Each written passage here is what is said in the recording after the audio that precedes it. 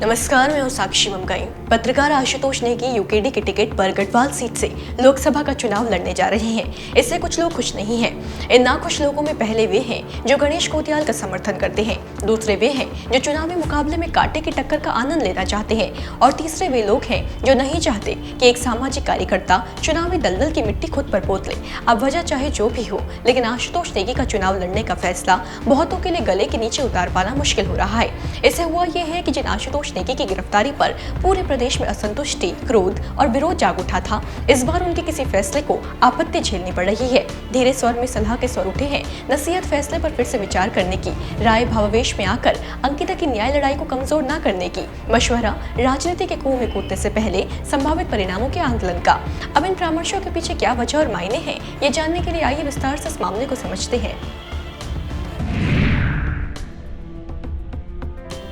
पत्रकार आशुतोष नेगी ने लोकसभा चुनाव में ताल ठोक दी है। वो पौड़ी गढ़वाल संसदीय सीट से दावेदारी पेश करेंगे। आशुतोष नेगी ने सोशल मीडिया पर इसकी जानकारी देते हुए कहा कि उत्तराखंड क्रांति दल से सांसद प्रत्याशी के रूप में वो लोकसभा चुनाव में चुनाव लड़ेंगे।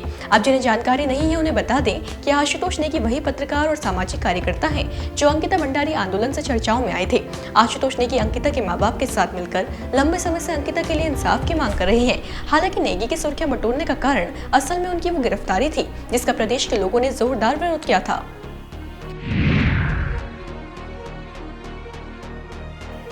दरअसल आशुतोष नेगी खुले मन से कई बार सरकार को चुनौती दे चुके हैं। कई बार सरकार से वीआईपी को लेकर सक्रिय होने की अपील कर चुके हैं।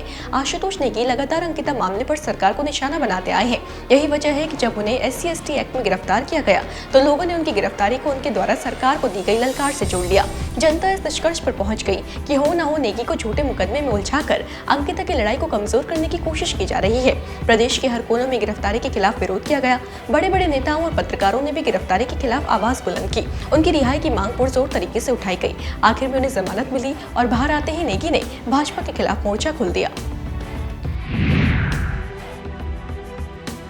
यहाँ से शुरू होता है कहानी का दूसरा अध्याय। आशुतोष नेगी बीजेपी सरकार से इतना खफा हो चले कि उन्होंने ये ऐलान कर डाला कि वो 5 लोकसभा क्षेत्रों में जाकर वहां की जनता से अपील करेंगे कि जनता बीजेपी को एक भी सीट पर न जीतने दे। नेगी ने ऐलान किया कि वो पदयात्रा निकालेंगे, 5 लोकसभा क्षेत्रों में जाएंगे और भाजपा के लिए हार की स्थिति बनाने का अनुरोध जनता से करेंगे।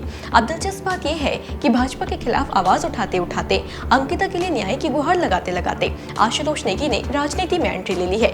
नेगी ने यूकेडी का हाथ थामते हुए दल की ओर से गढ़वाल सीट पर चुनाव लड़ने का मन बना लिया है। गौर कीजिए कि सियासी जानकार और खुद जनता में भी कुछ लोगों को लगता है कि चुनाव लड़कर नेगी भाजपा के मददगार बन बैठेंगे, उसी पार्टी को लाभ पहुंचा देंगे जिसे 4 दिन पहले हरवाने की अपील जनता से कर रहे थे।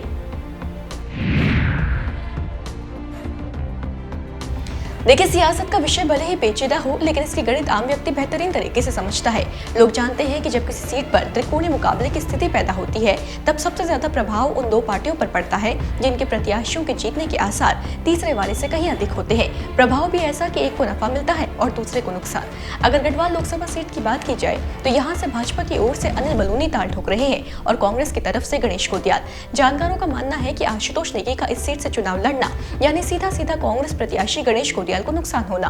दरअसल गढ़वाल सीट पर अनिल बलूनी की पकड़ पहले से ही मजबूत है। माना जा रहा है कि एक दमदार नेता होने के कारण गोदियाल बलूनी को कांटे की टक्कर तो दे सकते हैं, लेकिन फिर भी गोदियाल को जीत के लिए अधिक मशक्कत करनी होगी। ऐसे में अगर आशुतोष नेगी चुनाव लड़कर वोट काटने का कारण बनते हैं तो एक तो चंद वोटों से यूकेडी प्रत्याशी जीत नहीं सकेंगे, दूसरा कांग्रेस प्रत्याशी जो कड़ी चुनौती भाजपा को दे सकते हैं उसकी संभावना कम हो जाएगी और तीसरा ये भाजपा को परोक्ष सहयोग पहुंचाने के बराबर ही होगा। यही गणित भिड़ाते हुए कई लोगों ने आशुतोष नेगी को फैसले पर पुनर्विचार करने की सलाह दी है। शायद कहीं न कहीं लोगों को ये डर भी है कि आशुतोष नेगी के चुनाव में उतरने से अंकिता की लड़ाई कमजोर पड़ जाएगी। हालांकि आशुतोष नेगी को लगता है कि अंकिता के न्याय के लिए, भू कानून और मूल निवास जैसी मांगों को मनवाने के लिए उनका ये कदम जरूरी है। पहाड़ की बेटी अंकिता भंडारी की लड़ाई हम लड़ रहे हैं, बहुत शिद्दत से लड़ रहे हैं, लेकिन ये बड़ी दुर्भाग्यपूर्ण स्थिति है कि सरकार हमारी आवाज को दबाने के लिए हमें जेल में ठूसती है, फर्जी मुकदमे लगाती है। मैं आभार प्रकट करता हूं उत्तराखंड क्रांति दल का, जो कि क्षेत्रीय दल है जिसने इस प्रदेश का निर्माण किया है। उन्होंने इस भावना को समझा है कि जब तक संसद तक अंकिता बेटी की आवाज नहीं पहुंचेगी तब तक हम बेटी को न्याय नहीं दिला पाएंगे। एक आम व्यक्ति की धारणा कहती है कि सियासत की स्याही साफ से साफ दामन को मैला कर देती है। इसी कारण से अक्सर लोगों का दृष्टिकोण उन चेहरों के प्रति बदल जाता है जो राजनीति के रथ पर चढ़ जाया करते हैं। लोगों के मन में सवाल और संदेह घर कर जाते हैं, मंशाओं पर सवाल उठने लगते हैं। इस बात की आशंका सताने लगती है कि कहीं जन भावनाओं को सीढ़ी बनाकर कोई सौहित न साध ले, या फिर कहीं जीतने के बाद कोई अपना सियासत में जाने का उद्देश्य भूल न जाए। इस वक्त आशुतोष नेगी को भी इन्हीं आशंकाओं का शिकार होना पड़ रहा है और हो ना हो भविष्य में आपत्ति का स्तर बढ़ेगा भी। देखना यह है कि आशुतोष नेगी इससे कैसे निपटते हैं, कैसे जनता को ये यकीन दिलाते हैं कि उनका राजनीति में जाने का मकसद अंकिता को न्याय दिलाना ही है, इसके पीछे उनका कोई स्वार्थ नहीं है। इसी के साथ एक बड़ा सवाल गणेश गुडियाल को लेकर भी खड़ा हो जाता है। सवाल कि वो इस नई चुनौती से कैसे निपटते हैं। इन्हीं प्रश्नों पर आज की रिपोर्ट को समाप्त करते हैं। कल फिर हाजिर होंगे, बने रहें देवभूमि इनसाइडर के साथ। डाउनलोड करें देवभूमि इनसाइडर।